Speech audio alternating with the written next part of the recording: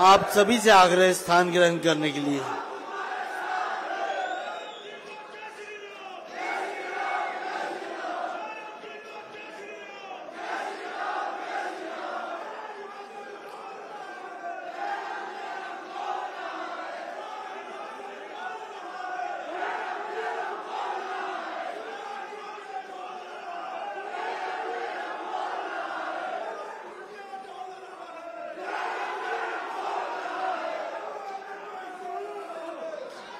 हम जानते हैं आप अपने महबूब नेता का दिल की गहराइयों से अभिनंदन और स्वागत करना चाहते हैं। इसी निमित्त आज वो हमारे मध्य हैं, आप पधारे हैं। हमारा आग्रह रहेगा कृपया बैजिस पहनाकर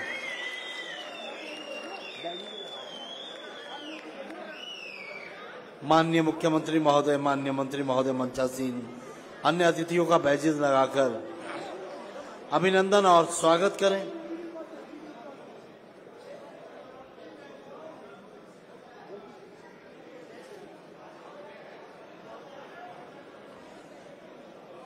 पीटीए अध्यापकों की एक बड़ी लंबी मांग, बड़े समय से चली आ रही मांग,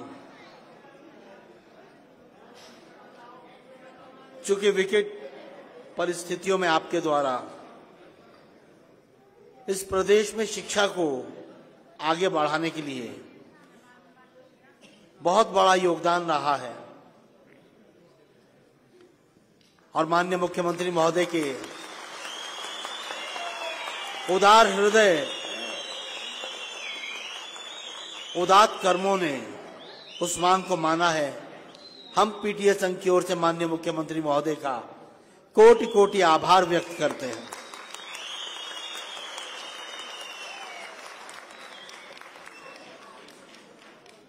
प्रत्येक परिस्थितियों में माननीय मुख्यमंत्री महोदय आप लोगों के साथ डटे रहे,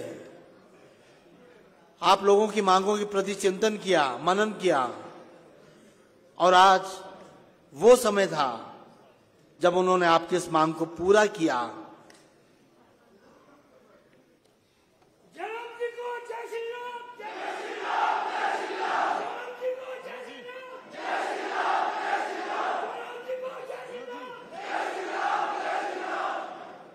state president PTA association Harish Thakur ji से आग्रह, माननीय मुख्यमंत्री महोदय का अभिनंदन और स्वागत करें। साथ में डिस्ट्रिक्ट प्रेसिडेंट शिमला, मंडी, सिरमौर और सोलन इस अनुष्ठान में सम्मिलित होंगे। माननीय मुख्यमंत्री महोदय का सम्मान करेंगे श्री हरीश ठाकुर जी, जिला शिमला, मंडी, सिरमौर और सोलन के अध्यक्ष इस अनुष्ठान में सम्मिलित होंगे।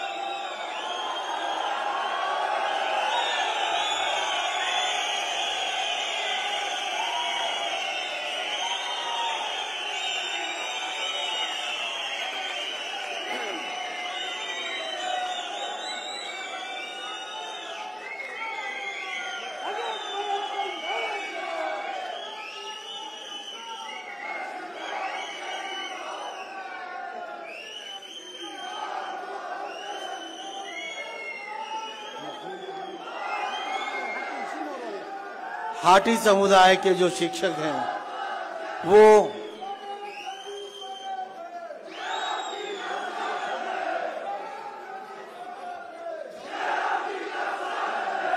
हाटी समुदाय से संबंध रखने वाले हमारे जो पीटीए शिक्षक हैं, इनकी दो मांगे पूरी हुई हैं। एक तो ये पीटीए में नियमित हुए और दूसरा इनके हाटी समुदाय के लिए जो एक बहुत बड़ी घोषणा हुई है माननीय मुख्यमंत्री महोदय को सम्मानित कर रहे हैं।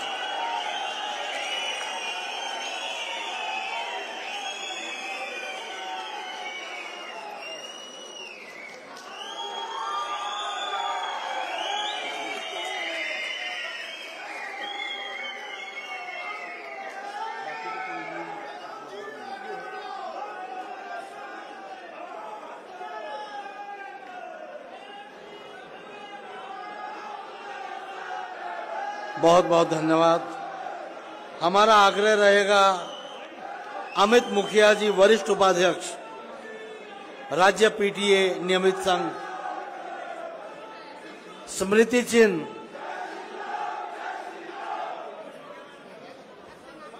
चिन्ह माननीय मुख्यमंत्री महोदय को, हरीश जी और सभी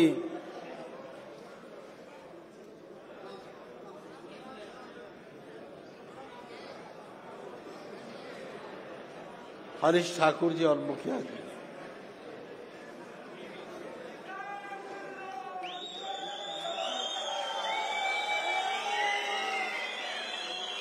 मां सरस्वती की ये प्रतिमा, चांदी की ये प्रतिमा, धन्यवाद। आग्रह रहेगा अमित मुखिया जी, वरिष्ठ उपाध्यक्ष, माननीय मंत्री महोदय को सम्मानित करेंगे। उनके साथ किन्नौर, ऊना और हमीरपुर के डिस्ट्रिक्ट प्रेसिडेंट भी रहेंगे। माननीय मंत्री महोदय को सम्मानित करेंगे।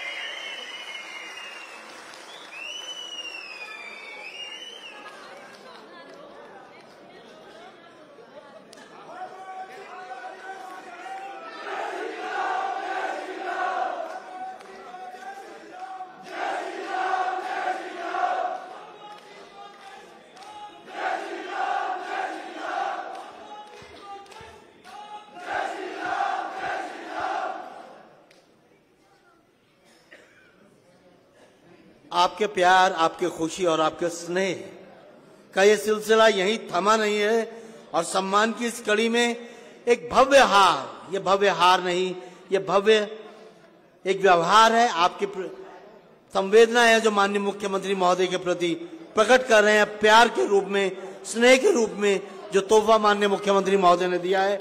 पूरी स्टेट बॉडी एक भव्य हार के साथ माननीय मुख्यमंत्री महोदय का स्वागत ही नहीं, कृतज्ञ भाव प्रकट कर रही है, आभार व्यक्त कर रहे हैं। जिस मांग को माननीय मुख्यमंत्री महोदय ने पूरा किया है,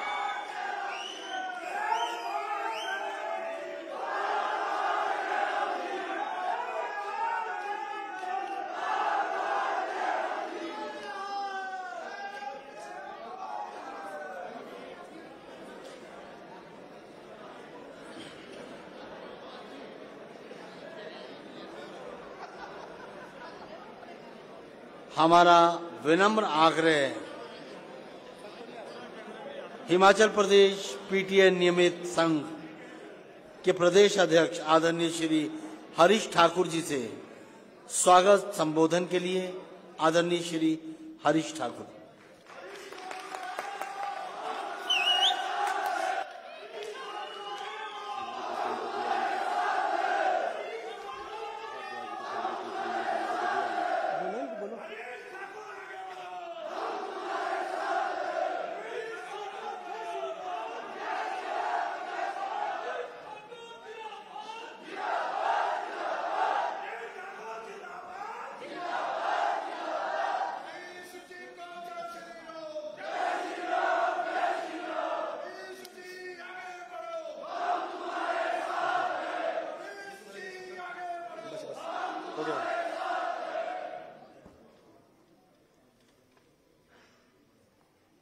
हिमाचल की उम्मीदों को विश्वास का आधार देने वाले, हम सबकी प्रेरणा के पर्याय प्रदेश के यशस्वी मुख्यमंत्री आदरणीय श्री जयराम ठाकुर जी हमारे बीच में हिमाचल प्रदेश सरकार में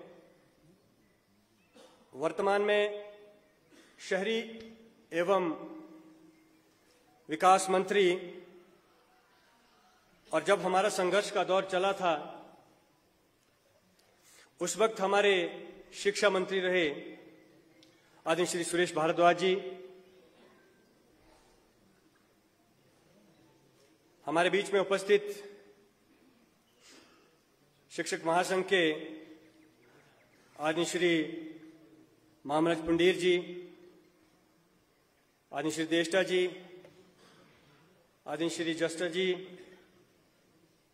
पीटीए नियमित अध्यापक संघ के प्रदेश के हमारे चेयरमैन आदरणीय श्री विवेक मेहता जी, उपाध्यक्ष आदरणीय श्री अमित मुखिया जी, महासचिव आदरणीय श्री शिशुपाल गाजटा जी, व इस कार्यक्रम में विशेष रूप से हमारे जो अतिथिगण पधारे हैं, प्रदेश के कोने कोने से आए हुए अध्यापक साथियों, पत्रकार मित्रों, पीटीए नियमित अध्यापक संघ हिमाचल प्रदेश के इस आभार एवं अभिनंदन कार्यक्रम में मैं आज माननीय मुख्यमंत्री महोदय सहित आप सभी का हार्दिक स्वागत एवं अभिनंदन करता हूं।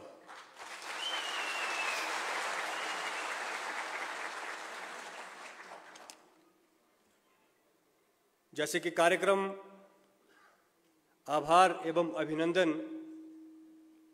इसका नाम है, हिमाचल प्रदेश का प्रत्येक पीटीए शिक्षक माननीय मुख्यमंत्री महोदय जी और माननीय मंत्री महोदय जी का हृदय से लंबे अरसे से आभार प्रकट करना चाहता था, अभिनंदन करना चाहता था। लेकिन पिछले लगभग 2 वर्षों से कोविड का दौर रहा और कोविड के दौर के चलते सोशल डिस्टेंसिंग का एक नियम बना था और अध्यापक होने के नाते हमने कभी नहीं चाहा कि हम नियमों की अवहेलना करें, नियमों को तोड़ें। लेकिन अब ये नियम जो है वो इसमें छूट मिली है, तो मैंने माननीय मुख्यमंत्री महोदय जी से निवेदन किया कि प्रदेश का हर वो शिक्षक जिसका जीवन आपके हाथों द्वारा सुरक्षित हुआ है, वो आपका आभार और आपका अभिनंदन करने के लिए लालायित है।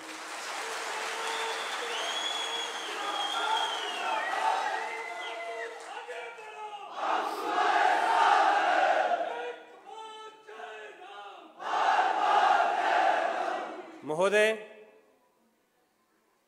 प्रदेश का हर अध्यापक आपका ऋणी है। आपने समय समय पर पीटीए अध्यापकों की पीड़ा को समझते हुए हमारे दुख दर्द को दूर किया है और उसको अपना दुख दर्द समझते हुए हर समय हमारे साथ चट्टान की तरह खड़े रहे। विधायक के रूप में, पार्टी के अध्यक्ष के रूप में और हिमाचल प्रदेश सरकार में एक मंत्री के रूप में समय समय पर आपने जो है हमारी मदद की है। इसके लिए हम हृदय से आपके आभारी हैं। आजीवन आपका हम पर यह कर्ज रहेगा। माननीय महोदय, प्रदेश में पीटीए नीति 2006 में आई। प्रदेश के दूर दराज के इलाकों में जब एक नियमित अध्यापक जो है वो वहां पढ़ाने के लिए नहीं जाता था, तो वहां की पीटीए ने व्यवस्था की कि बच्चों की पढ़ाई बाधित ना हो और उस व्यवस्था को सुचारू रूप से चलाने के लिए पढ़े लिखे नौजवानों को विद्यालयों में आकर के पढ़ाने का मौका दिया। और 2006 में ये पॉलिसी बनी और 2006 से लेकर 2022 तक पूरे प्रदेश में जो है हम लोग विद्यालयों में शिक्षा की अलख जगा रहे हैं। लेकिन इस बीच हमारे सभी साथियों ने बहुत ऐसे पड़ाव देखे जो आपसे अछूते नहीं है। वो इसलिए अछूते नहीं है क्योंकि आपने हमारी समस्या को बहुत नजदीक से देखा है। हमारे बहुत सारे साथी जो हैं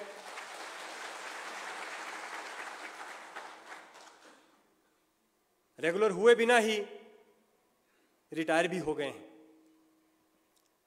आपने समय समय पर हमारी मदद की, ग्रांटीनेट बढ़ाने में आपकी महत्वपूर्ण भूमिका रही। अपनी मांगों को एक अनशन के रूप में जब हम मनवाने की कोशिश कर रहे थे तो आपने उसमें मध्यस्थता करके जो है वो उस अनशन को तुड़वाया और बाद में हमारी ग्रांटीनेट में 3000 का इजाफा किया। इस बात के लिए भी हम आपका धन्यवादी हैं। माननीय महोदय, इतना ही नहीं, उसके पश्चात एक ऐसा दौर भी आया था, हमारी नौकरी के ऊपर इतना बड़ा संकट का बादल छाया था कि किसी भी क्षण हमारी नौकरी जो है वो जाने वाली थी। मुझे आज भी याद है, हम आपसे आपके आवास में मिले, आप उस वक्त पार्टी के अध्यक्ष थे और आवास में मिलने पर हमने आपको अपनी व्यथा सुनाई और व्यथा को आपने बड़ी गंभीरता पूर्वक सुना और एक जो है ऐसा निर्णय सरकार से करवाया कि मानवीय दृष्टिकोण अपनाते हुए हमारी सेवाओं को निरंतर जारी रखा जाएगा।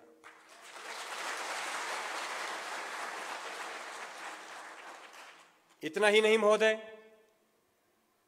जब भी कभी हमें संकट आता था तो आप हमारे तारणहार बनकर के उस संकट को खत्म करने की आप कोशिश करते थे।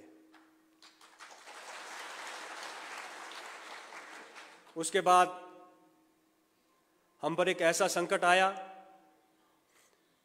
कि हमारा मामला जो है वो सुप्रीम कोर्ट में चला गया। 2015 की बात करता हूं। 2015 में हमारी सेवाओं को अनुबंध के आधार पर लिया गया और कुछ साथी हमारे अनुबंध से वंचित रह गए। उनको भी अनुबंध के बराबर जो है वो वेतन दिलाया गया। उसके बाद मामला सुप्रीम कोर्ट में पेंडिंग होने की वजह से हम लोगों में बहुत निराशा का वातावरण था। जैसे कि मैंने कहा कि समय समय पर आपने हमारी मदद की और मदद करने वाले इंसान की मदद भगवान जरूर करता है, मेरा ऐसा मानना है। जनता के प्रति मानवीय दृष्टिकोण रखने वाले व्यक्ति के लिए ईश्वर की हमेशा एक अपार कृपा, एक असीम कृपा रहती है और उस ईश्वर की कृपा से, आपकी नेक नियति से हमें यह सौभाग्य मिला कि हिमाचल प्रदेश में मुख्यमंत्री के रूप में आप विराजमान हुए।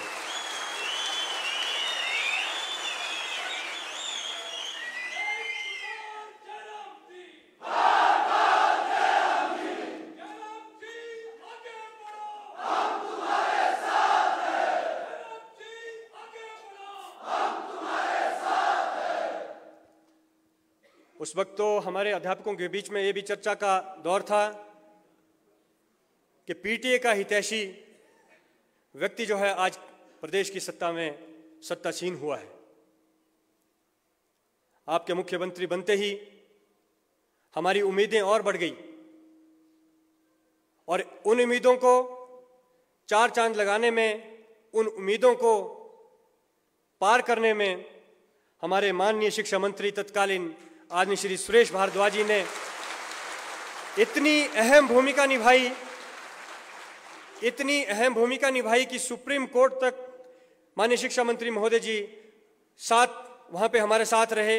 वहीं से अधिकारियों को इन्होंने डायरेक्शंस दी, वहीं से जो है सारे मामले को निपटाने के लिए जो जितना भी प्रयास किया जा सकता था वो किया।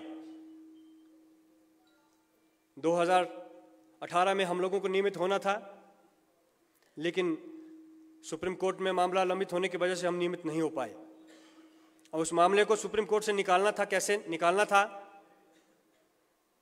मामला सिर्फ पीटीए पर नहीं था, मामला पैट, पैरा और जीवीयू के ऊपर भी था।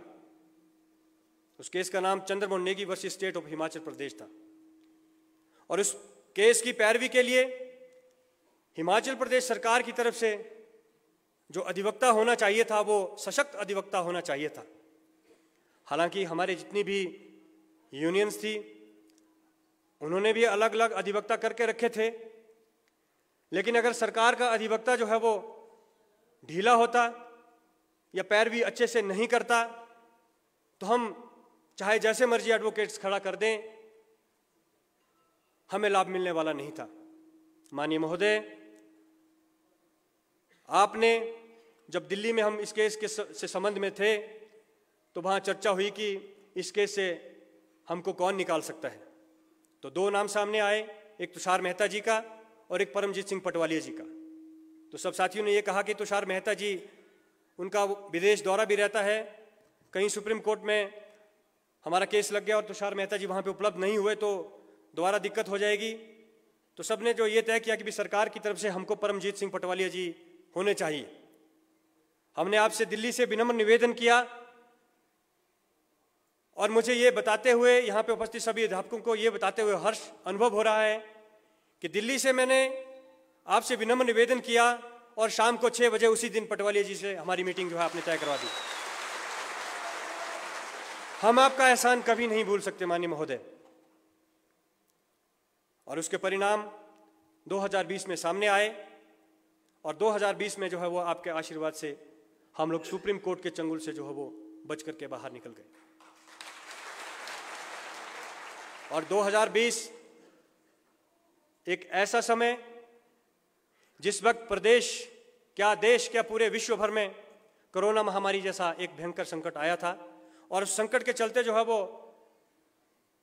हर प्रदेश की, हर देश की सरकारें जो है नौकरियां कम कर रही थी, नौकरियों में कटौती कर रही थी, नई नौकरियां किसी को नहीं दे रही थी। आपने वहां भी मानवीय दृष्टिकोण दिखाया। हम आपसे मिले, आपसे निवेदन किया कि एक बहुत लंबा अरसा हो गया है, हमारे बहुत सारे साथी जो हो 50 साल की उम्र पार कर चुके हैं, कईयों के बच्चे कॉलेजेस में पढ़ रहे हैं, कईयों के बच्चों की शादी होने वाली है, कई लोग बीमारी से ग्रसित हैं, उनको इलाज का खर्चा चलाने के लिए उनको पैसे की आवश्यकता पड़ती है, वो उनको जो है वो नहीं, उनका गुजारा नहीं चल पा रहा है। तो अगर हो सके तो इस कोरोना काल के संकट के दरमियान ही आप जो है हमें नियमित करें तो हम पर आपकी कृपा रहेगी। तो आपने दोबारा एक बार फिर से आगे आकर के 7,000 लोगों के लिए जो है वो ऐसा फैसला लिया जो हमारा परिवार है, हमारे रिश्तेदार हैं, जन्मों जन्मों तक हम आपको याद रखेंगे।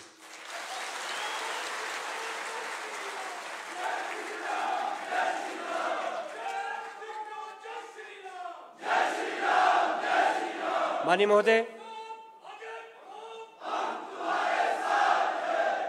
महोदय, जन्मों जन्मों तक मैं इसलिए कह रहा हूं कि जब एक परिवार की आर्थिकी सुदृढ़ होती है तो आने वाली पीढ़ियों के लिए जो है वो समस्या नहीं रहती है।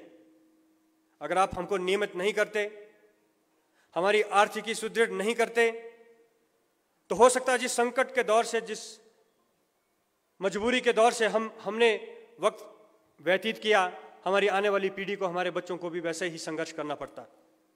इसलिए हम तो आपको याद रखेंगे ही रखेंगे, लेकिन हमारे आने वाले जो पीढ़ी है वो भी आपको हमेशा जो इस बात के लिए जो है वो याद करती रहेगी। माननीय महोदय, इस बीच एक दौर ऐसा भी आया जब सुप्रीम कोर्ट में केस लंबित था, तो उस वक्त बहुत जद्दोजहद चलती रही कि हम रेगुलर हो सकते हैं। कुछ लोग ऐसे कहते थे कि हम रेगुलर हो सकते हैं, कुछ लोग कहते थे कि भी नहीं, केस पेंडिंग होने की वजह से हमारा नियमितीकरण नहीं हो पा रहा था। तो सभी जो कानूनविद है, उस वक्त हमारे आदरणीय शिक्षा मंत्री जी भी, इनके पास कानून विभाग भी था, तो सबसे सलाह लेकर के पीटीए अध्यापकों के लिए जो बेस्ट पॉसिबल हो सकता था वो आपने किया। हमारी गारंटी नेट जो है एक मुश्त सभी 7,000 पीटीए अध्यापकों की जो है वो दुगनी करके 35,000 37,000 ऐसे करके दी। तो इस बात के लिए भी हम आपका बहुत बहुत धन्यवाद करते हैं। माननीय महोदय, आपने हम पर इतने उपकार किए हैं, कहते कहते लंबा वक्त लग जाएगा। मुझे मालूम है कि आपका वक्त कीमती है, आपने भी किसी और कार्यक्रम में भी जाना है, तो मैं ज़्यादा वक्त नहीं लूँगा। मैं सिर्फ इतना ही निवेदन करूँगा कि जब 2020 में आपने हमको नियमित किया था तो आपने हमसे ये वादा किया था कि आपको वर्ष 2018 से ही नियमित माना जाएगा।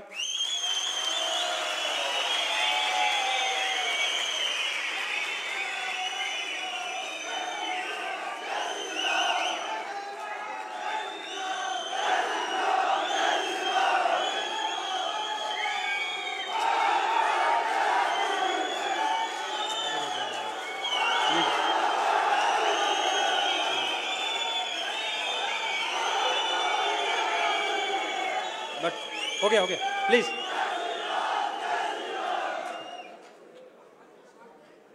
तो उस बात को लेकर के सभी साथी हम आश्वस्त थे, लेकिन जब नोटिफिकेशन निकली तो हमारा नियमितीकरण जो है वो 2020 से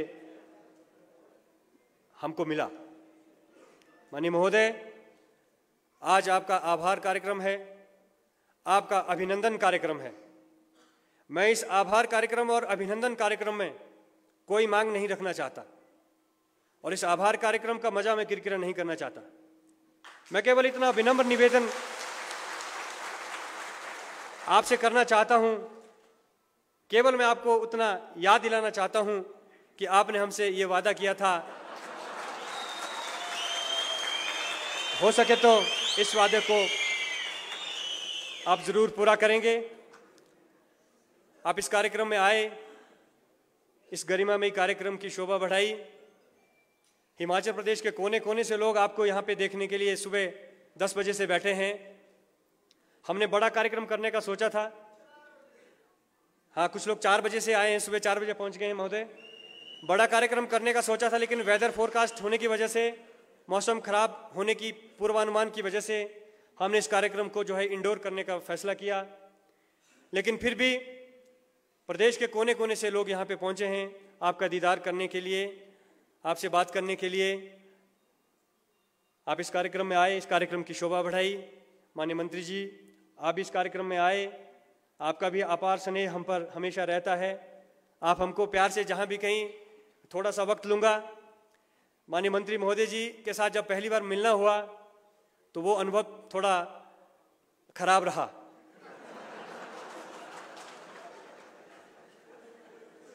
लेकिन वक्त बीतते बीतते, मैं सच कह रहा हूं, लेकिन वक्त बीतते बीतते अनुभव ऐसा हुआ कि जब भी कहीं, जहां भी कहीं सचिवालय में हो, विधानसभा में हो या कहीं बाहर हो, तो इनके मुंह में 2 शब्द रहते हैं, आप ही लाल टोपी हरी टोपी।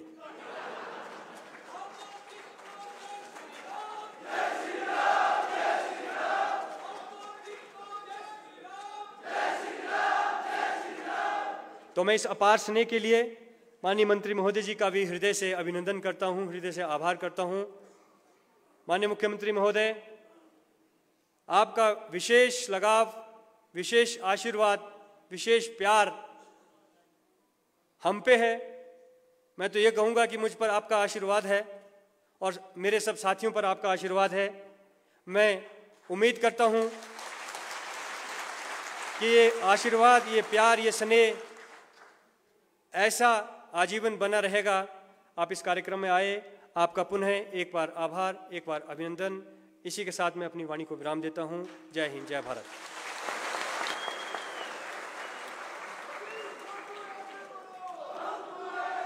धन्यवाद हरीश ठाकुर जी। किस प्रकार से विषम परिस्थितियों में माननीय मुख्यमंत्री महोदय एक उम्मीद की किरण बनके पीटीए अध्यापक संघ के जीवन में आए, इनके व्यवहारिकता में आए और एक नया आभा मंडल आप लोगों के जीवन में, एक सूर्य का आभा मंडल आपने प्रकाशमान किया है। माननीय मुख्यमंत्री महोदय के लिए, माननीय मंत्री महोदय के लिए जोरदार तालियां।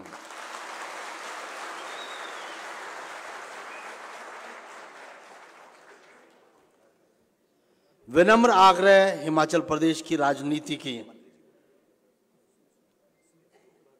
अब माफी चाहूंगा, स्मृति चिन्ह माननीय मंत्री महोदय को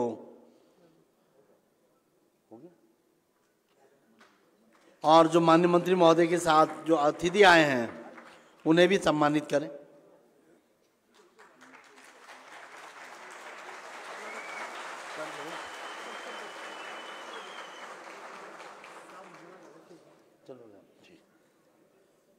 विनम्र आग्रह हिमाचल प्रदेश के जननायक माननीय मुख्यमंत्री, आग्रह रहेगा माननीय शहरी विकास, आवास, नगर नियोजन, संसदीय कार्य, विधि एवं सहकारिता मंत्री सुरेश भारद्वाज जी से उद्बोधन के लिए। बोलो भारत माता की, भारत माता की, भारत माता की।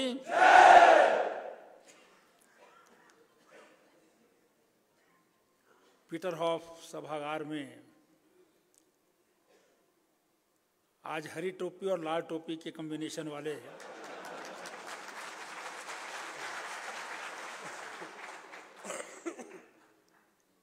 इस पीटीए नियमित अध्यापक संघ के कार्यक्रम में हिमाचल प्रदेश के जननायक, प्रदेश का इतिहास भी बदलने वाले और अब रिवाज भी बदलने वाले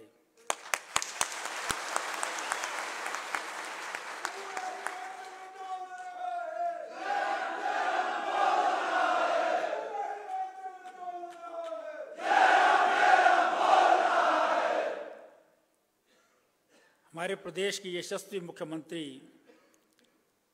आदरणीय ठाकुर जयराम जी, पीटीए अध्यापक संघ के हरी टोपी वाले प्रधान श्री हरीश ठाकुर जी और लाल टोपी वाले उप प्रधान श्री अमित मुखिया जी,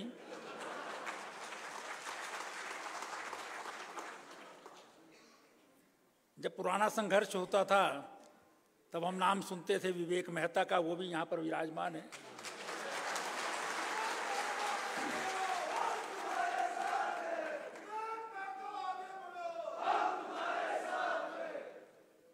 हमारे प्रदेश के किसान मोर्चा के महामंत्री हैं श्री संजीव देष्टा जी और हमारे शिमला मंडल के अध्यक्ष भी हैं श्री राजेश शारदा जी।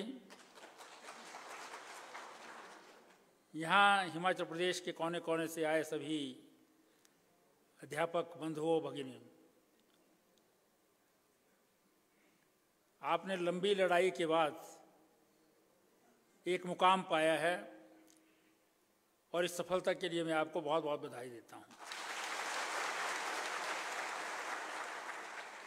मैं आभार व्यक्त करना चाहता हूँ हिमाचल प्रदेश के जननायक आदरणीय ठाकुर जयराम जी का। जयराम जी को जय श्री राम, जय श्री राम, जय श्री राम। जयराम जी को जय श्री राम, जय श्री राम, जय श्री राम। जिन्होंने विधायक रहते हुए, मंत्री रहते हुए, पार्टी का अध्यक्ष रहते हुए आपकी मदद की और जब स्वयं बागडोर संभाली प्रदेश की तो आपकी आशाओं पर पूरा उतरते हुए जो एक असंभव काम था उसको संभव करके दिखाया और आपके साथ साथ पीटीए के साथ साथ पैट और पैरा और उसके बाद और भी बहुत सारे, सबका जो है वो उद्धार किया, नियमितीकरण किया।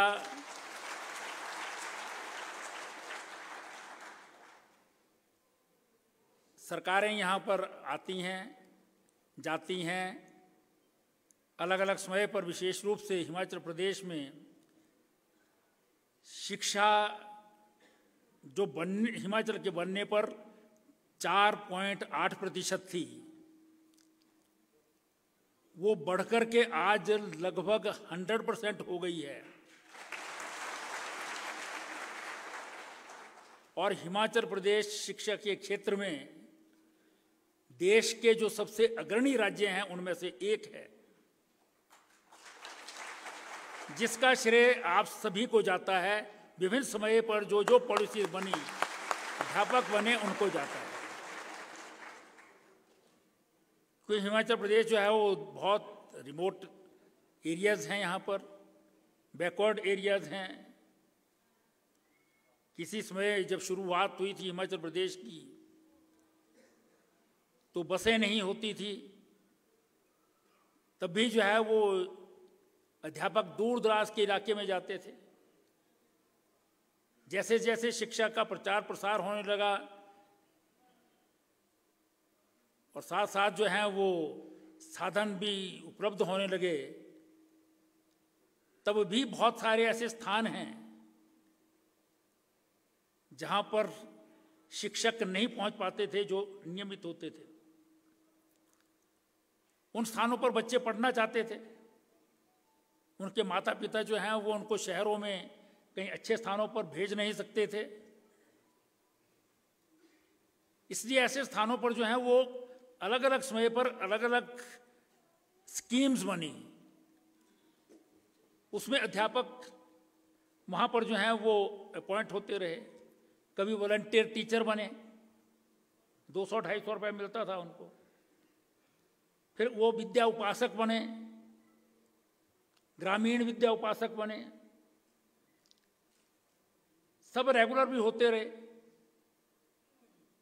फिर पीटीए आया, पेरेंट टीचर एसोसिएशन, गवर्नमेंट ने ग्रांट इन एड दी, और ऐसे स्थानों पर जहां टीचर रेगुलर नहीं जाता, जहां वहां पर कई बार संभव नहीं हो पाता है, तो स्थानीय स्तर पर जो है वो युवक युवतियां पढ़े लिखे हैं जो वहां पर रहते हैं, रह सकते हैं, पढ़ा सकते हैं, उनके लिए जो है वो अलग अलग पॉलिसी बनी और उसमें जो है वो आप लोगों की अपॉइंटमेंट भी हुई। तो शायद उस वक्त आप लोगों का तो कसूर नहीं था कि भी आप लोगों की ये स्कीम बनी, लेकिन जब स्कीम बन गई तो उसके बाद उसका लॉजिकल एंड तक जो है पहुंचाना जो है वो फिर सरकार की जिम्मेवारी हो जाती है। अलग अलग समय पर जो है वो एफर्ट्स आप करते रहे हैं, संघर्ष करते रहे हैं, सब कुछ करते रहे हैं, लेकिन ये तो माननीय मुख्यमंत्री आदरणीय ठाकुर जयराम जी की विल पावर थी और उन्होंने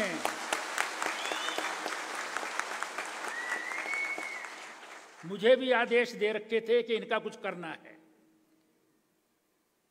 मेरी कंस्टिट्यूंसी तो शहरी कंस्टिट्यूंसी है, यहां पर तो रेगुलर के ऊपर रेगुलर सब रेगुलर रहते हैं। यहाँ कोई पीटीए का नहीं लगता, कोई वॉलंटियर टीचर नहीं लगता। नुकसान होता है मेरे को, मेरे साथ की कंस्टिट्यूंसी जो है वो शिमला ग्रामीण है, वहाँ पर 150-200 बच्चे जो हैं वो भर्ती हो जाते हैं, लेकिन शिमला में कोई जगह ही नहीं होती है, इसलिए हमारा कोई बच्चा जो है भर्ती नहीं हो सकता। लेकिन मुख्यमंत्री जी का आदेश था, फिर ये लोग भी मिलते थे, लॉजिक भी देते थे उसके पीछे, तो उस आदेश का पालन करते हुए हमने, चाहे वो सुप्रीम कोर्ट तक हो, चाहे वकील की अपॉइंटमेंट हो, चाहे उसके बाद रेगुलराइजेशन करने के आदेश हों, हमने जो है वो पूरी शिद्दत के साथ जो है वो आदेश जो है उनका पालन किया और आपका नियमितीकरण किया। शायद बहुत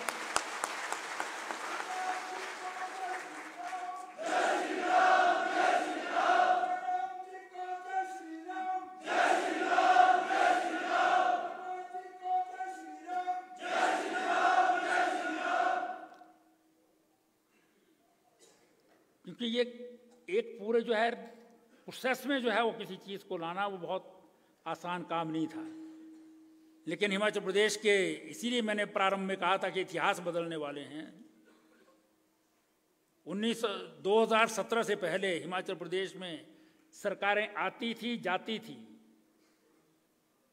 इनके साथ भी मैं मजाक इसलिए किया करता था कि भी हरी टोपी और लाल टोपी इकट्ठी कर दी। पहले ये होता था 5 साल हरी टोपियाँ दिखाई देती थी, आप सब भी हरी टोपियाँ पहनते थे, फिर जब दूसरी सरकार आती थी बदल जाती थी, लाल टोपियाँ होती थी। लेकिन माननीय मुख्यमंत्री जी ने आने के बाद जो है वो दोनों इकट्ठी कर दी, लाल पहनो चाहे हरी पहनो, कोई भेदभाव नहीं रखा, ना सराज में भेदभाव रखा, ना रोडू में भेदभाव रखा, ना धर्मशाला में रखा, ना चंबा में रखा। किसी भी स्थान का जो है वो अध्यापक हो,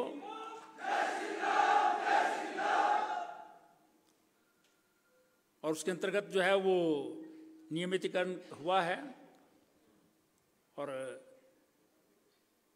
पहले ही हम सोच रहे थे कि भाई आपका कार्यक्रम ऐसा नहीं हो सकता कि कोई डिमांड ही ना हो,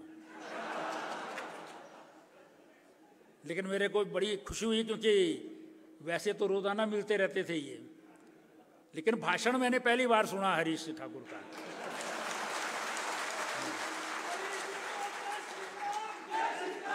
और मुझे लगता है कि ठाकुर साहब को जो है वो कहीं बाद में जो है वो हरीश की जो है वो दिक्कत ना आ जाए, ये कैंडिडेट ना हो जाए इसलिए। लेकिन बहुत अच्छा जो है वो अपने मतलब to the point sequence wise जिस तरह से जो है इन्होंने प्रेजेंटेशन की, और यही प्रेजेंटेशन जो है वो आपके इस कार्यक्रम के लिए जो आप आए नियमितकरण के बाद आभार करने, वो इसी प्रेजेंटेशन का नतीजा है। क्योंकि ट्रेड यूनियन का जो है वो तरीका ही यही है कि वहाँ पर जो है वो संघर्ष होता है पर नेगोशिएशंस भी होती हैं। जो आप बाहर नारे लगाते हैं उसके बाद जब टेबल पर बैठते हैं तो किस तरह से अपनी बात को प्रेजेंट करते हैं और नेगोशिएट किस ढंग से करते हैं, उसी का फल होता है कि मिलता है। बहुत सारे लोग आते थे, अब कई बार जो है वो, अब मेरी मुश्किल ये है कि मैं बहुत सालों तक वकालत करता रहा हूँ, तो इसलिए इधर से आर्गूमेंट आ गया तो मेरे को उसका काउंटर आर्गूमेंट देना ही देना होता है। तो कई बार जो है हरीश की भाषा में जो खराब लगता था, अभी भी लगता है बहुत लोगों को, मैं इसी तरह से जो है वो काउंटर करता हूँ, क्योंकि उसका अर्थ होता है कि भी आप जो है अपनी बात प्रॉपर काउंट अगर जो है आर्गूमेंट देंगे तो हम समझ जाएंगे उसको कि भी कैसा करना चाहिए। तो इसलिए जो है वो बहुत अच्छी तरह से जो है प्रेजेंट किया, और आज भी जो है बहुत अच्छी तरह से ये भी बोला कि मैं कोई मांग नहीं कर रहा हूँ, लेकिन मांग भी कर ली। और मुझे उम्मीद है कि आदरणीय मुख्यमंत्री जी जो हैं वो बहुत ही संवेदनशील हैं।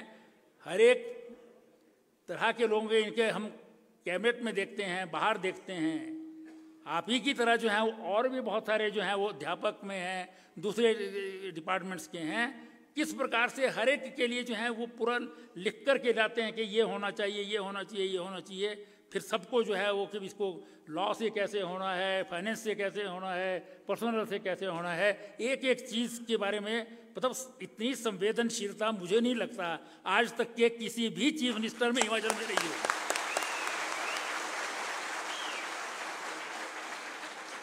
मतलब आम जनता को सुनना भी, और उसके बाद उस पर सुनने के बाद जो है वो बहुत सारे लोग हैं, ठीक है सुन रहे हैं, कागज़ पकड़ा, इधर उठाया उधर आया, लेकिन उसके बाद उसके लेकर के पूरे जो है वो तन्मयता के साथ उसको पूरा करना, ये एक बहुत बड़ी जो है वो बात होती है। ये हर आदमी में नहीं होती है।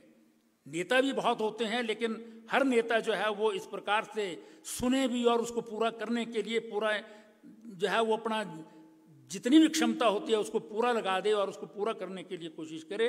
इसके लिए जो है वो हम रोज़ाना जो है बहुत सारे अन्य विषयों में भी देखते हैं, हम चाहे हम जो है मंत्रिमंडल में देखते हैं, मंत्रिमंडल के बाहर देखते हैं, कोई भी संवेदनशील व्यक्ति मानवीयता के आधार पर काम करना।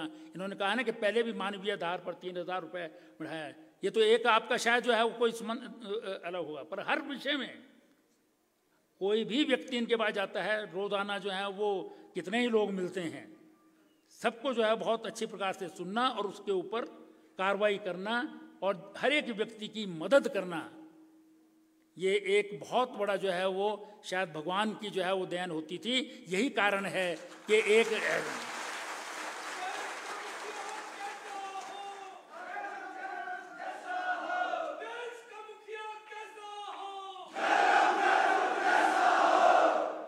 यही कारण है कि जो व्यक्ति 9 किलोमीटर स्कूल जाता रहा हो, 9 किलोमीटर घर वापस पैदल जाता रहा हो,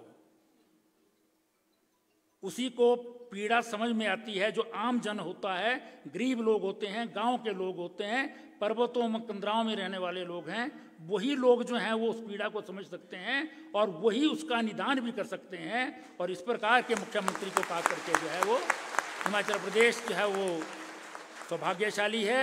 और यही कारण है कि जो 1985 से चला आ रहा है, हिमाचल प्रदेश में एक रिवाज चल रहा है कि 5 साल पर जो है वो हरी टोपी, 5 साल में लाल टोपी।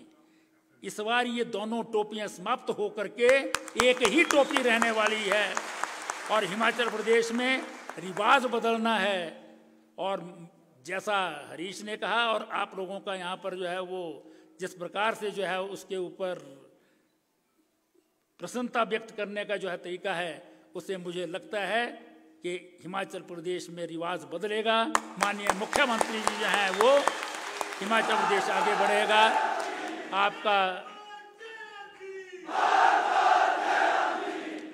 आपने याद रखा 2 साल बाद भी देर हुई, वो तो महामारी के कारण हुई, लेकिन आपने याद रखा और ये कार्यक्रम किया और आभार व्यक्त किया, इसके लिए भी धन्यवाद आपका। बहुत बहुत धन्यवाद। जय भारत, जय हिंद।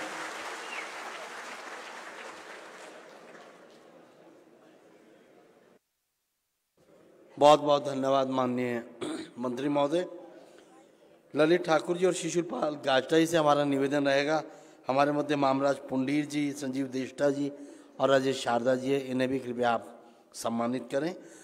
और करबद्ध विनम्र आग्रह हिमाचल प्रदेश की राजनीति के पुरोधा, हिमाचल प्रदेश के जननायक, माननीय मुख्यमंत्री हिमाचल प्रदेश आदरणीय श्री जयराम ठाकुर जी से संबोधन के लिए।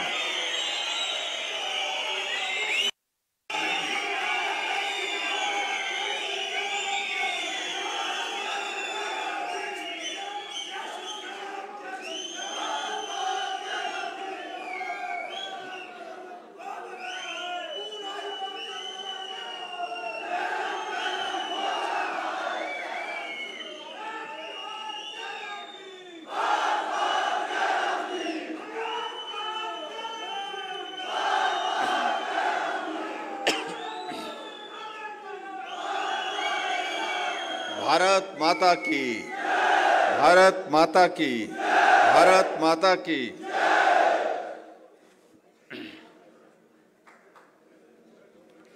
आज इस पीटीए नियमित अध्यापक संघ के इस कार्यक्रम में जिनका आपने अभी संबोधन सुना, शिमला के हमारे लोकप्रिय विधायक और हिमाचल प्रदेश सरकार में शहरी विकास मंत्री आदरणीय श्री सुरेश भारद्वाज जी,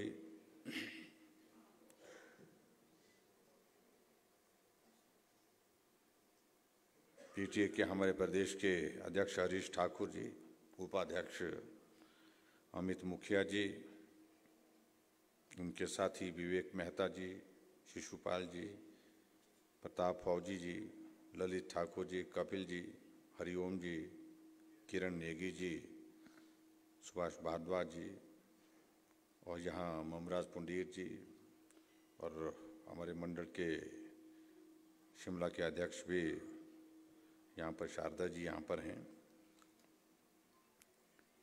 और उपस्थित सभी यहाँ देवी और सज्जनों,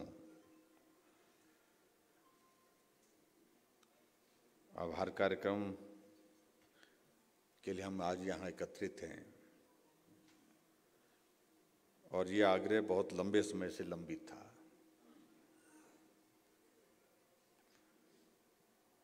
हमने सोचा था कि काम हो गया,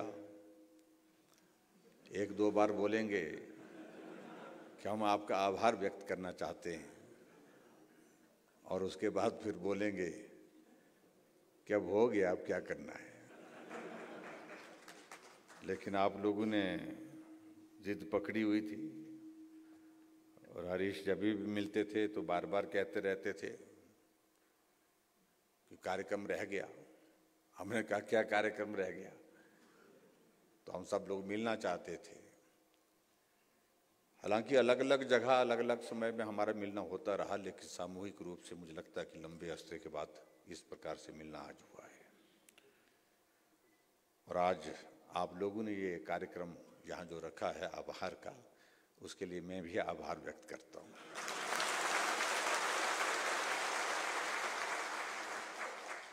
जयराम जी को जय श्री राम, जय श्री राम, जय श्री राम। जयराम जी को जय श्री राम, जय श्री राम, जय श्री राम। मैं भारद्वाज जी को कह रहा था कि आजकल लोग बहुत टेक्निकल हो गए हैं।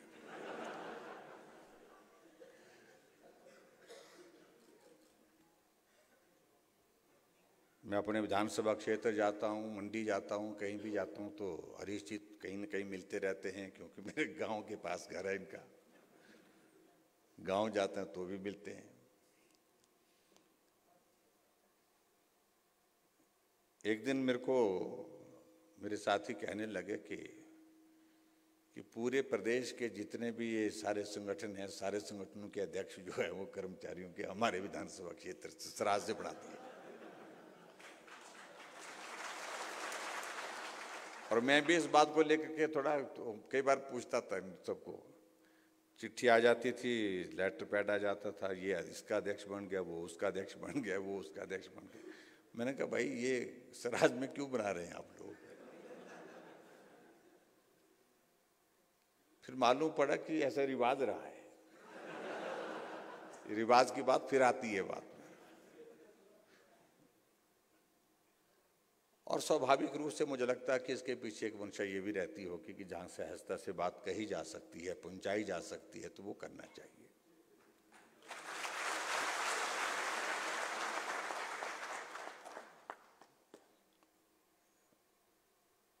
और जहां तक पीटीए की बात है, पीटीए के लिए हम उस वक्त भी लड़ाई लड़ते रहे जब हम सत्ता में भी नहीं थे।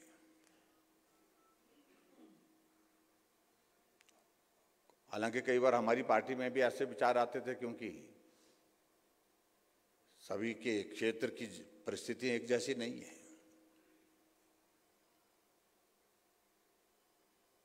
इसमें हमको निर्णय क्या लेना चाहिए, हमको इनके साथ खड़े होना चाहिए या नहीं होना चाहिए।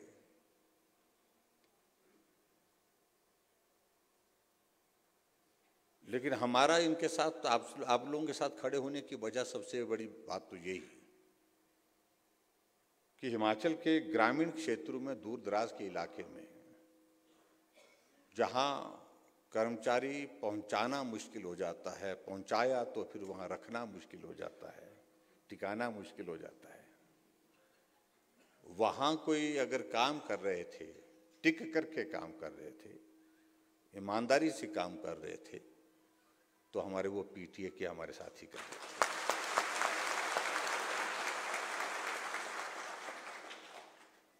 इसलिए कभी मन में भाव था कि कभी हो, क्योंकि मेरे विधानसभा क्षेत्र के अधिकांश स्कूल जो है वो पीटीए के माध्यम से चल रहे थे, एसएमसी के माध्यम से बाद में चल रहे थे कुछ जगह। तो ऐसे हालात में हमने इस बात को लेकर के तय किया कि जो लोग ऐसी विकट परिस्थितियों में काम कर रहे हैं, जब भविष्य के सामने एक बहुत बड़ा प्रश्न चिन्ह है, कल मालूम नहीं क्या होगा, ये निश्चित नहीं था, लेकिन फिर भी एक मकसद के साथ लगे हैं कि हमें काम करना है और कल हमारा भविष्य सुरक्षित होगा, इस उम्मीद के साथ आप लोग लगे हुए थे। और इसलिए फिर मैंने इस बात को सोचा, कई वर्षों से आप काम कर रहे हैं तो मानवीय दृष्टिकोण यही बनता है कि आपके भविष्य के बारे में, आपके बच्चों के भविष्य के बारे में भी हम सबका सोचना, ये हमारा दायित्व बनता है। मैंने एक बार नहीं, अनेकों बार देखा मैंने, छोटे छोटे बच्चों को भी गोद में लेकर के अपनी बात को कहने के लिए हमारे पीटीए के कर्मचारी हमारे पास प्रस्तुत होते थे।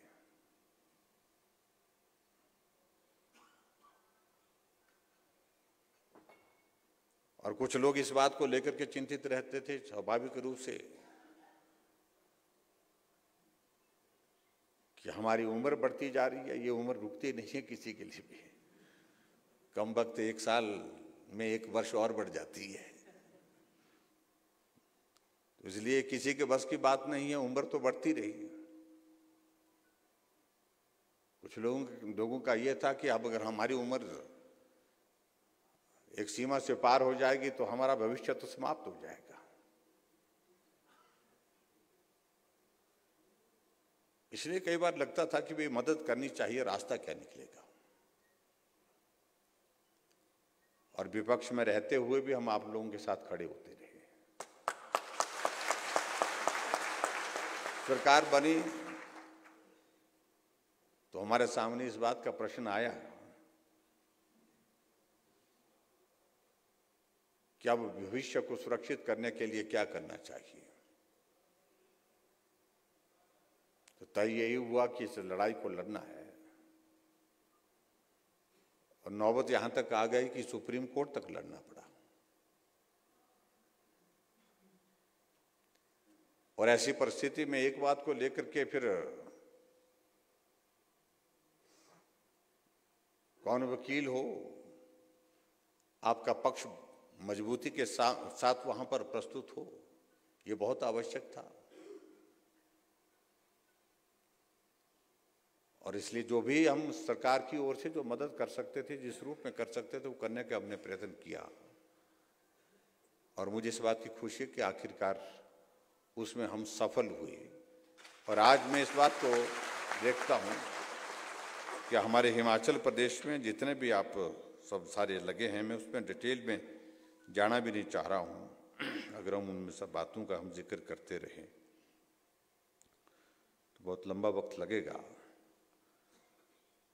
तो सभी को सुरक्षित करने की दृष्टि से जो किया जा सकता था उस वक्त की परिस्थितियों में वो करने का हमारा प्रयास हुआ और उसमें सफलता हासिल हुई। और सच कह रहा हूं कि उस वक्त मुझे भी इस बात का आनंद हुआ जब आपका भविष्य सुरक्षित हुआ। एक अनुभूति, एक एहसास जिसको बोल सकते हैं।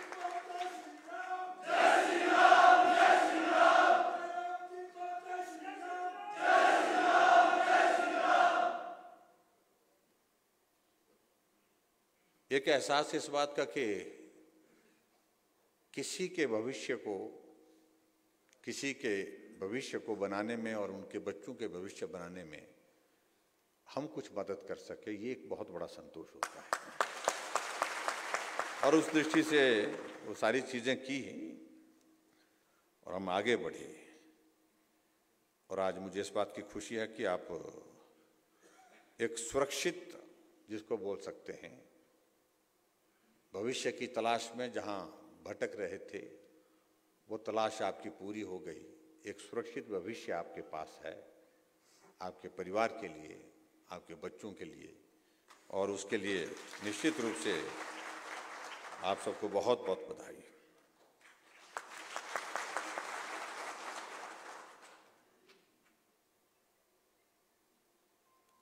और उस वक्त के इस निर्णय से लगभग 6,500 के लगभग पीटीए, 3300 के लगभग शायद पैट थे ना, 3300 के लगभग पैट थे, और 97 जो है हमारे पैरा टीचर्स में थे।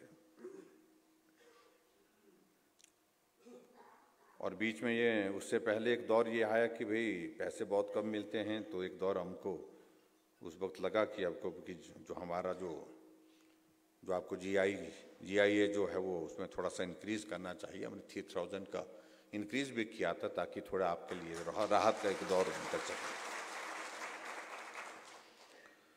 देखिए, अध्यापकों का एक बहुत बड़ा रोल होता है समाज के निर्माण में, देश के निर्माण में। जिस भी देश में टीचर्स अपना दायित्व जो है जिम्मेवारी के साथ समाज को दिशा देने के लिए, जो हमारी नई पीढ़ी है उसको, उसका भविष्य को एक दिशा देने के लिए काम करता है, उस देश का भविष्य निश्चित रूप से सुरक्षित होता है और उस देश का भविष्य उज्जवल होता है।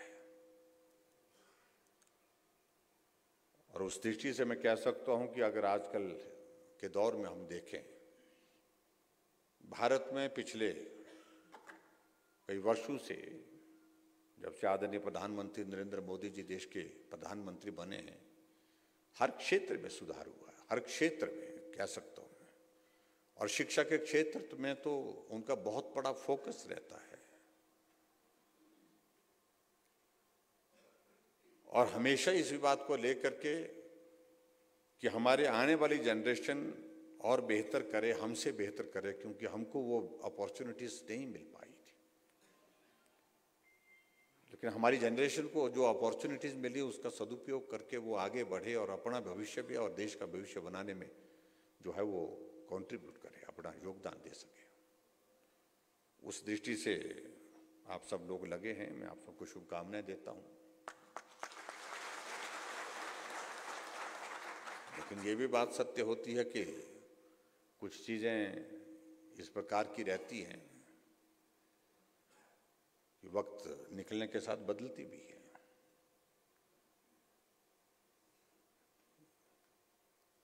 ये अच्छी बात है कि आपने सुरेश भारद्वाज जी के उस दौर को याद रखा है। आजकल उनके पास महकमा और है, लेकिन इन्होंने उस वक्त भी, जबकि इनको कोई लाभ नहीं था, व्यक्तिगत रूप से अगर देखते शिक्षा मंत्री के नाते, क्योंकि इनके यहाँ पर तो एक भी पीटीए का आदमी नहीं है मेकेल में। कोई रिश्तेदार कोई गांव में रोडू में लगा होगा या कोई और जगह लगा होगा तो बात अलग होगा, कोई साथी दोस्त पार्टी का साथी लगा होगा। लेकिन हमारी सदैव इनके साथ जब भी बात होती थी, भाई इनकी मदद करनी है, तो इन्होंने कहा कि हाँ करेंगे। लेकिन काम करने का तरीका अपना अपना होता है। अब हरीश जी बोल रहे थे कि मेरा अनुभव अच्छा नहीं रहा, पहली बार। आप चले गए होंगे मिलने के लिए, बिना सुमाई लेकर के गए होंगे और अपनी बात कही होगी आपने कि भी ये करना है, ये करना है, ऐसा करना है, ये हमारी समस्या है। तो भारद्वाज जी कई बार सुनते सुनते बोल भी देते हैं, और होता भी है। वकील हैं तो वकील, इनका कहना साफ है कि भाई अगर सामने से तर्क आता तो यहां से भी तर्क देना ही पड़ता है, बात तो कहनी पड़ती है। लेकिन मुझे इस बात की खुशी है कि जब आपके मामले में मदद करने के लिए रास्ते तलाशने लगे, तो उस वक्त रास्ते तलाशने के उस दौर में सुरेश भारद्वाज जी का बहुत बड़ा योगदान था। मदद का रास्ता क्या हो सकता है?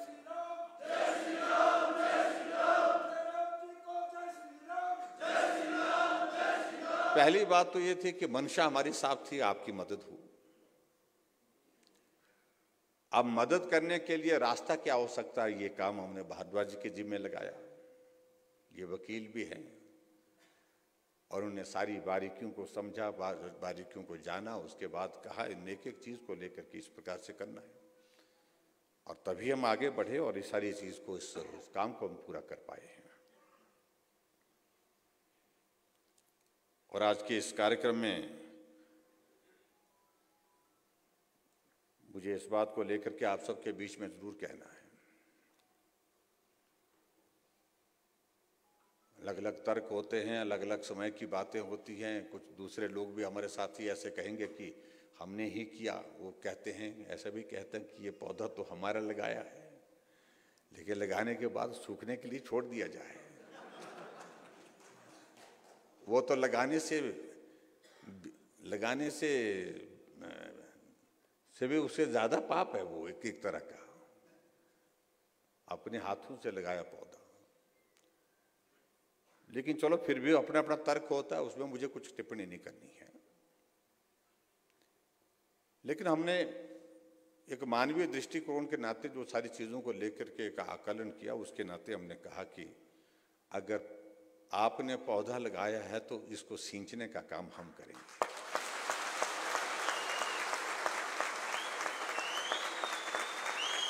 और हमने किया भी।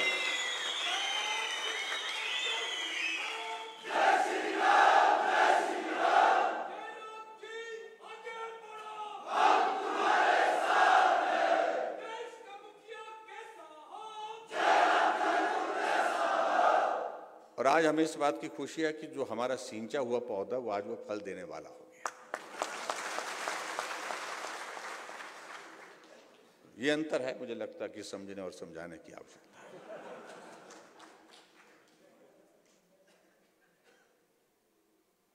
बाकी सारी बातें होती रहेंगी। मेरा भी बैठकों का क्रम बहुत लंबा चौड़ा है, रात तक मुझे निकलना पड़ेगा। आप सबके दर्शन करने का मौका मिला। आप लोगों ने कहा कि मांग कोई नहीं है, इसके लिए मैं आपका धन्यवाद करता हूँ। आपका बहुत बहुत आभार। आभार के लिए बुलाया था, मैं भी आपका आभार व्यक्त करता हूँ।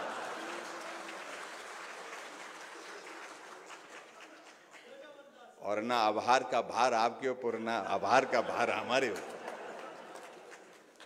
ये अच्छा है।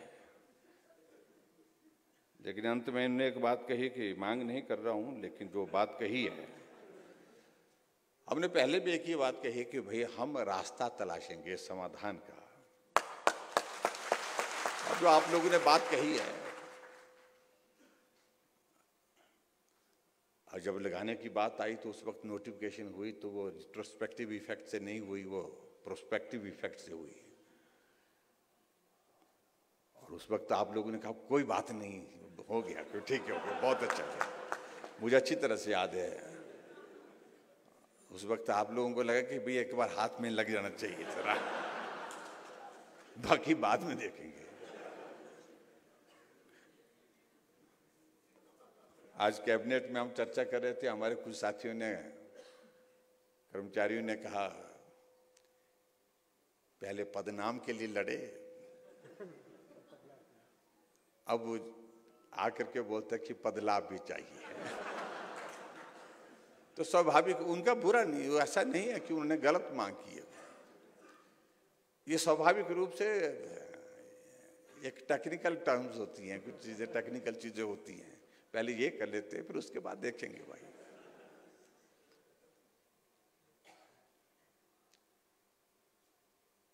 उनकी मांग भी जायज है, अपनी तरफ से वो बात कह रहे हैं, उसका रास्ता भी तलाश रहे हैं।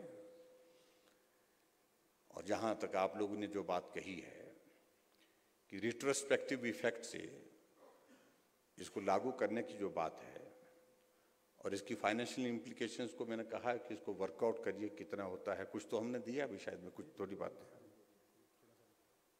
लेकिन वो थोड़ा सा बचता है, ये थोड़ा ही मुश्किल होता है। और कई बार क्या हो जाता है कि भाई थोड़ा सा वो करते करते फिर सारी चीजें फिर से खुल जाती है। अभी मैं कर्मचारियों के कार्यक्रम में था, कुल्लू में था, कांगड़ा में था, मंडी में था, खूब कार्यक्रम हुए। तो मैंने कर्मचारियों को पूछा कि भाई यहाँ कोई आदमी ऐसा भी है जिसके साथ कोई विसंगति नहीं है? कि हर आदमी आता है बेचारा कर्मचारी, मेरी ये विसंगति रह गई, हमारी ये विसंगति, क्योंकि आखिरकार टेक्निकल चीजों में आगे पीछे कुछ ना कुछ चीजें इतना कॉम्प्लेक्स हो गई हमारी कर्मचारियों की जो सारी चीजें हैं, जिसके कारण जो है वो एक को ठीक करते हैं तो चार चीजें और विसंगतियां और जुड़ जाती हैं। तो हमने उनको बोला, मैंने कहा कि भाई एक विसंगति होती तो हम दूर करते हैं, लेकिन एक विसंगति को ठीक करते करते जब और 4, 6, 10 और जुड़ जाती तो बहुत मुश्किल काम हो जाती है। इसका रास्ता निकालो, आप ही रास्ता बताओ कि एक विसंगति को ठीक करते करते सबकी विसंगति ठीक हो जाए, ऐसा कैसे हो सकता है? बहुत मुश्किल काम है, सच कह रहा हूं, क्योंकि नियम बदलते रहे। और नियम हमने अभी अधिकारियों को बोला भी इस बात को लेकर के कि प्रोविजंस ऐसे होने चाहिए। अभी देखिए हमारी बहुत सारी हमारी जो अपॉइंटमेंट्स जो है वो कोर्ट में फंस जाती हैं, छोटी छोटी बातों पर, छोटी छोटी टेक्निकल चीजों पर, और फिर उसके बाद महीनों नहीं वर्षों लग जाते हैं,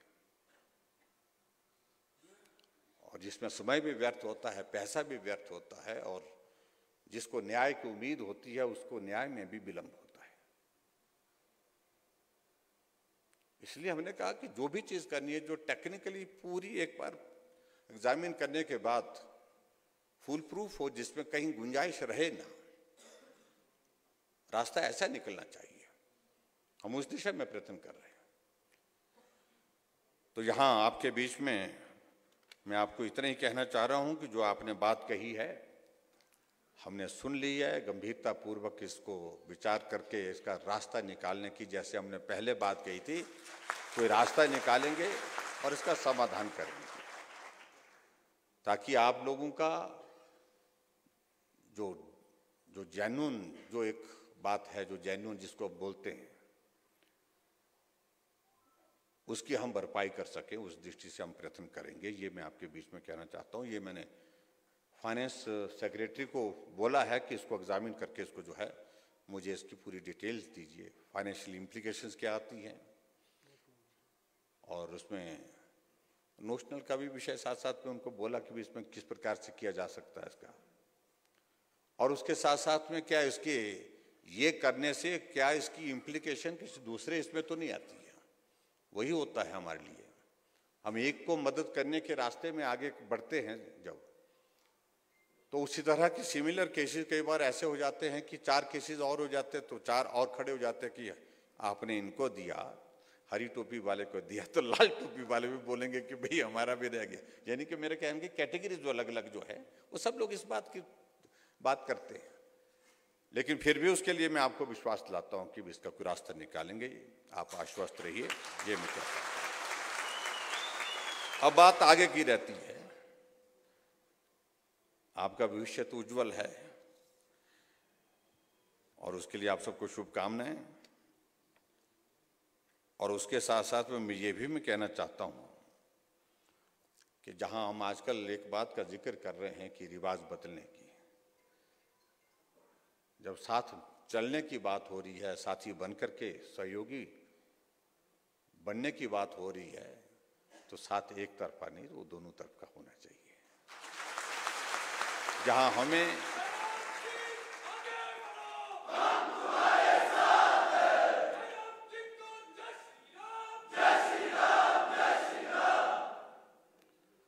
और जहां हमें आपके साथ की जरूरत हो वहां आपका साथ हमें मिले, और जहां आपको हमारे साथ की जरूरत हो तो हम खड़े हैं भाई। तो इसलिए इस तरह से साथ निभाएंगे। और मैं हमेशा इस बात को कहता हूं कि लंबे समय के साथी बनकर के चले, और लंबे समय के साथी बनकर के आपका भविष्य भी अच्छा हो, आपको कठिनाई हो वहां हम खड़े हों, जहां हमें कठिनाई हो तो आप खड़े हों, तो उसी को साथी कहते हैं। और उस दृष्टि से मेरा आप सबसे यही निवेदन है कि आप मिलकर के चलिए, और आप सबके आज के इस कार्यक्रम के आयोजन के लिए मैं आप सबका एक बार धन्यवाद करता हूं। आने वाले समय में कुछ दिनों के बाद मॉडल कोड ऑफ कंडक्ट लग जाएगा, हमारा मिलना मुश्किल होगा। मुश्किल तो मतलब ऐसा तो नहीं, मिलते तो रहेंगे, लेकिन ऐसी बातें करने का आपसे ज़्यादा नहीं हो पाएगा। लेकिन हमने अपनी बातों को, अपनी भावनाओं को आज व्यक्त करके रखा आपके सामने, और हिमाचल में निश्चित रूप से सत्ता फिर भाजपा की बनेगी, सरकार भाजपा की बनेगी, कोई ताकत नहीं रोक सकती।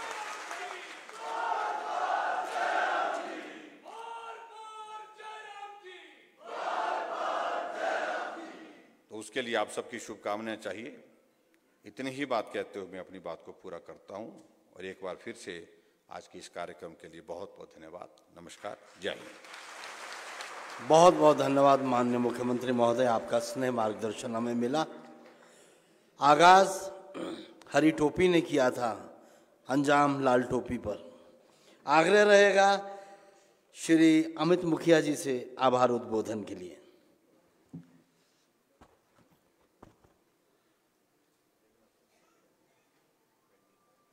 7,000 पीटीए शिक्षकों के परिवारों की भाग्य रेखा, हिमाचल प्रदेश के लोकप्रिय और हिमाचल प्रदेश की बोली वाली जनता के विकास के मसीहा परम श्रद्धेय श्री जयराम ठाकुर जी, तत्पश्चात हिमाचल प्रदेश के लोकप्रिय शहरी विकास मंत्री, पिता तुल्य सम्माननीय श्री सुरेश भारद्वाज जी, इनके साथ में आए शिक्षक महासंघ के प्रांत महामंत्री डॉक्टर मामराज पुंडीर जी, शिमला भाजपा मंडल अध्यक्ष शारदा जी, यहां पर पीटीए शिक्षक संघ हिमाचल प्रदेश के लोकप्रिय अध्यक्ष मेरे छोटे भाई हरीश ठाकुर जी, चेयरमैन विवेक मेहता जी, प्रताप फौजी जी, कपिल बरसांटा जी, और यहां पर उपस्थित सभी शिक्षक साथियों। महोदय, जिस मानवीय दृष्टिकोण का आपने हमें परिचय दिया है, जो आपने दिखाया है, उसके लिए पीटीए शिक्षक संघ परिवार सहित आपका दिल की गहराइयों से बहुत बहुत हार्दिक अभिनंदन एवं धन्यवाद करता है। हमारे बच्चे, हमारे आने वाली पीढ़ी भी आपके इस एहसान को कभी नहीं भूला सकती जो आपने हमें इतना बड़ा तोहफा प्रदान किया है। उसके लिए मैं एक बार फिर से आपका यहां पर आगमन पर दिल की गहराइयों से, पूरे पीटीए शिक्षक संघ हिमाचल प्रदेश की ओर से दिल की गहराइयों से बहुत बहुत हार्दिक अभिनंदन एवं धन्यवाद करता हूं। धन्यवाद।